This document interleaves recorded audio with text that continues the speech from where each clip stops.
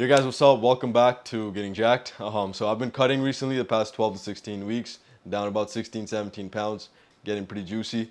I'm getting a bunch of questions like, hey bro, like what food should I eat? How much should I cut?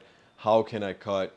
Or what cardio should I do? All those things. So I want to go over basic principles that you need to follow to make sure you're successful in your cut and you keep that weight off. Because that's where we usually mess up. It's like we lose weight, but then we just gain it right back because we do some hardcore shit all the time, right?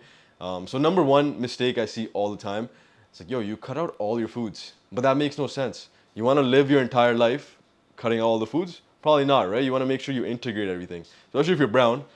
Every event, food is the main reward. Food is the main thing everyone's looking forward to. It's like this meal, main course, dessert, everything is planned.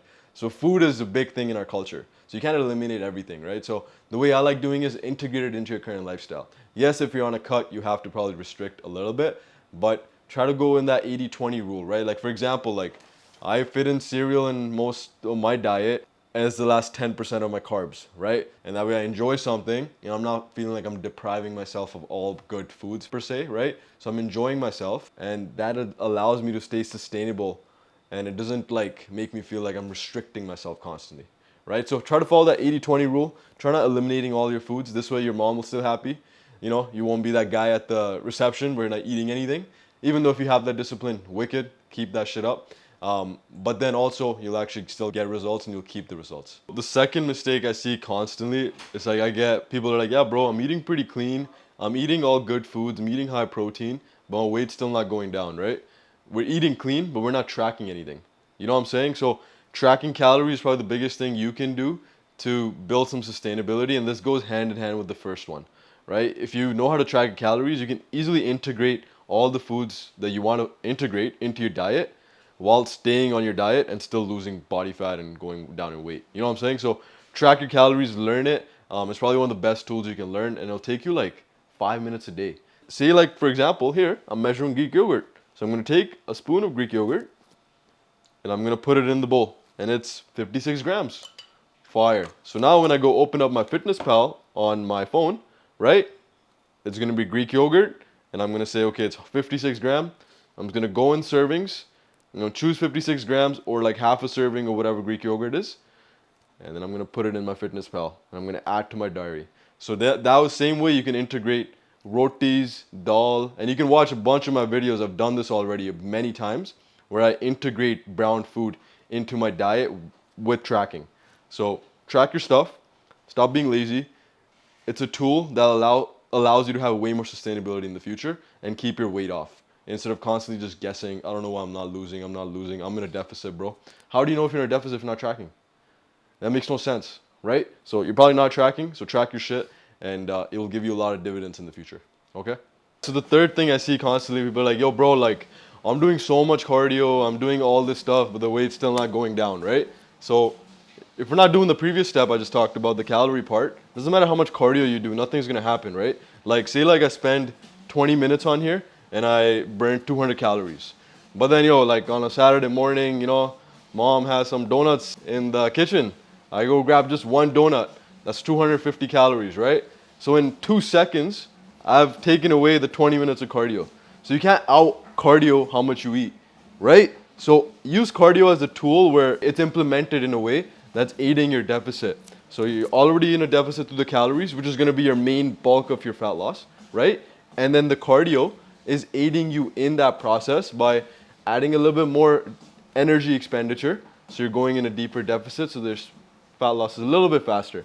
But the cardio shouldn't be your main driver of fat loss. Add it in for sure. It's good for your heart, it's good for your health. Everything is beneficial, but don't make it the primary source of your fat loss in your cutting. So right now in my cut, I'm only doing 4 sessions of 30 minutes, steady state on an incline treadmill or elliptical, but I work out 4 days a week, probably 2 hours. So the training is way higher, and the calories is what's dropping my weight consistently.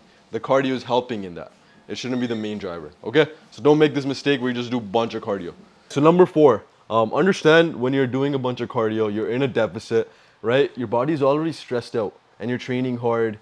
You don't have much energy, right? You're so stressed out already, right? So you want to make sure you manage your stress very well by sleeping enough, resting like this, taking naps during the day, doing things you kind of enjoy. So like, you know, playing with doggies if you want, right? You know, like this guy right here, you know, this helps you manage your stress, calm you down. You're not thinking about other stuff when you're with your dog. Or, you know, doing meditation, doing mindfulness, doing breath work. All those things kind of calm your system down, relax you a little bit, because everything else you're doing is unrelaxing and is stressing your system out, right? So do things that actually calm you down, that lower your stress levels, and then actually help you in your fat loss as well, right? Because understand, if you're constantly stressed, you're holding on to a lot of cortisol, right? So if you're holding on to a lot of cortisol, your fat's not gonna go down as much.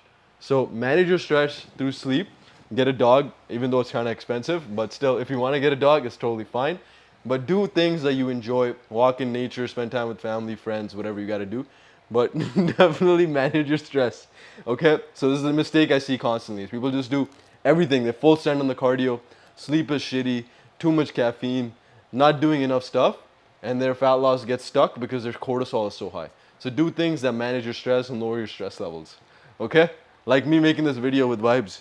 Hope this helps, and let's get on the fifth mistake. You guys, so the fifth mistake usually is we don't have enough of a goal or a purpose that we're working towards. Yo, if you're just like, oh, I just want to like, you know, lose like 5-6 pounds, I want to lose 10 pounds, we're just like yo-yoing everything because it's not significant enough in our mind, right? We want to have a reward significant enough where like, we're like, oh shit, like I really got to make sure I do this today.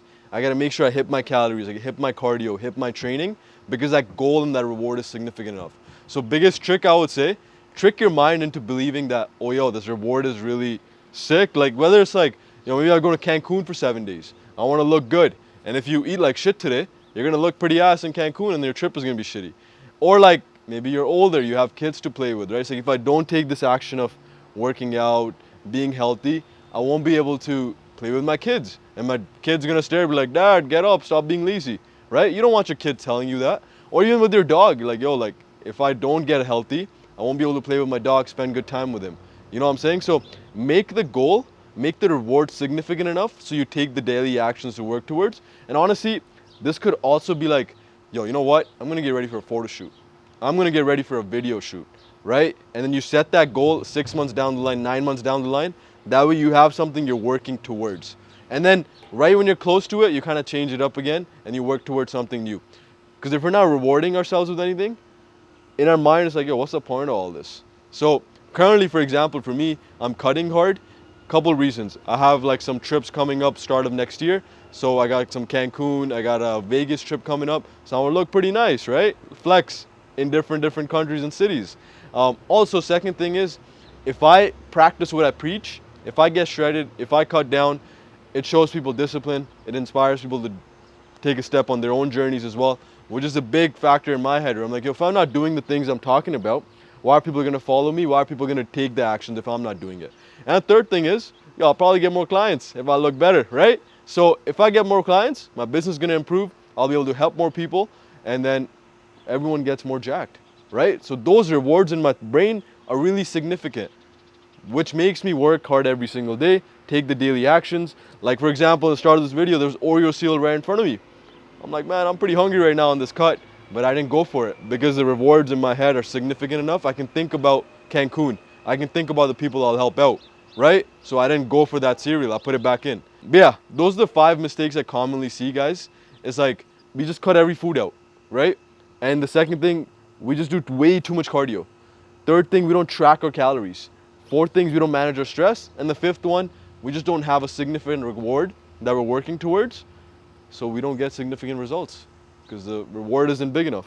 But hope this video helped, and hope the lessons I've learned during my cutting so far, I'm gonna keep going, help you have a sustainable fat loss journey, get jacked, and feel more confident, like yourself better, not be as insecure, that kind of stuff. But hope this helped. Let me know any questions, any concerns, any suggestions, any videos you guys want to see. And please like, comment, subscribe, all the good stuff. It helps me out a lot and helps me keep giving you guys value, right? So take it easy, get juicy, and stay jacked.